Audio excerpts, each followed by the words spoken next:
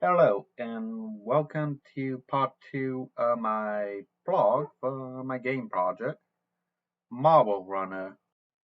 To begin with, let's talk about 3 points in the development history of MarbleRuner, which is the flooring, the logic, and the styling.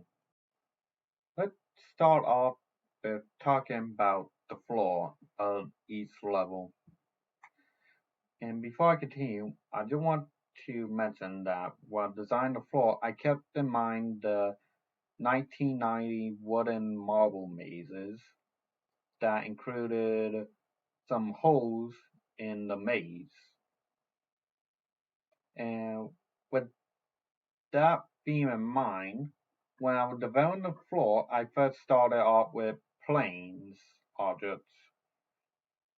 And while lining them up to fit in the border of the maze, I also had to cut out some parts of the planes and have some parts overlapping each other to have some holes the player could fall into, which wasn't too bad, but posed a problem when playtesting, so that if you roll over overlapping flooring or overlapping planes, then it will cause the player to bounce rolling at high speed, which I didn't want. So I merged all the planes together to be one group of planes and then export them into a 3D modeling software, which in my case I use Blender, to recreate the flooring based on what I exported and then re-import that newly created floor into Unreal Engine, which fits the problem of the player bouncing when going fast on the floor,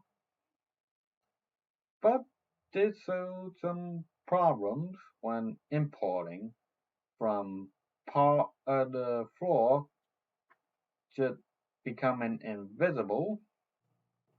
While setting that up, I ran into some problems with Unreal Engine communicating with one blueprint to the other, making some values that I need to have transported to different blueprints or different levels become a bit tricky, but not too hard to fix.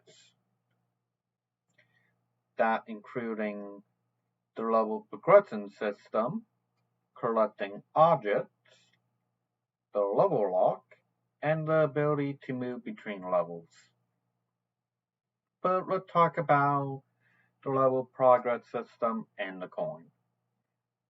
In a level, you'll be able to collect 3 stars based on what you do in the level, with the first star being the easiest of just being the level to collect, while the other two you gotta do specific challenges in the level, from being in a specific time limit, and the other one collecting a coin, which when collected will send a function call to the levels blueprint, which stores your progress on the level.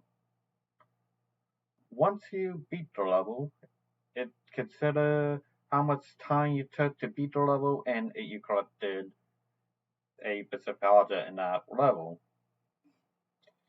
Once it got all that figured out, it would then send that your progress as a value to a global variable where it'll be stored and used as reference later on for when you go to your level select menu to pick what level you're going to see the progress you made so far in that specific level.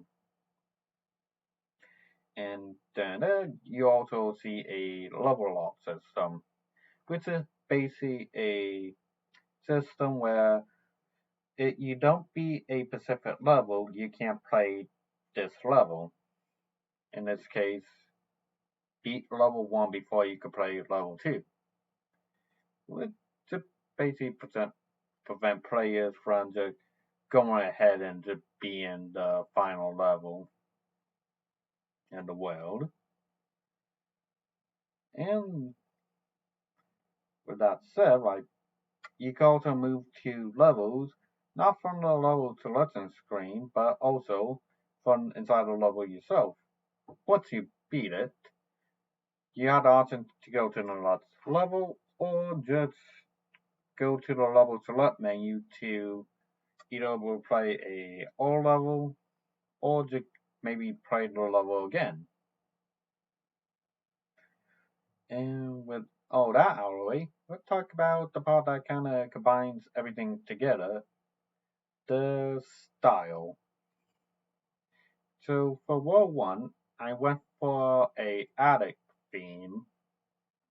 So when you start the level, the maze will be placed on a table in an attic, where you, the player, will have to move around, get to the end of the maze, and collect the coin, and possibly just beat it under the time limit.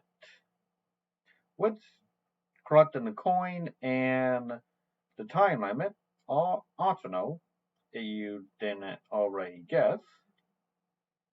And you don't have to worry about wondering if you're able to beat it on a specific time limit, because if you look on the top left side of your screen, you should see some check boxes to indicate if you have beat the level under the specific time limit, or if you collected the coin or not, which is pretty convenient. And all the level design, everything gonna look a bit old, and just add a key. And with that said, let's take a look at level 1 and show you what it is. So, just a reminder, what you see so far may be changed in the future from placement and design. But as you can see so far, we have a little wooden maze sitting on a table inside of an attic. As for who attic, I have no idea, but we beat the level. So let's take a look at that level lock. So if I go here, I got 3 stars for the first level, and I don't have any stars for level 2 or 3. And if I click on level 3, I can't go in it, but I can go into level 2.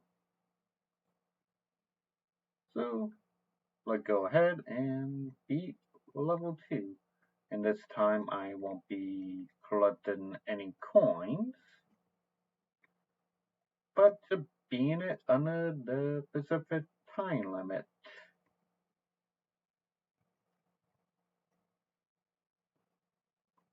Which, luckily, is under 3 minutes. So now if I go back to the level selector, I now have collected 2 stars. And just missing the coin star. But that's where it is so far.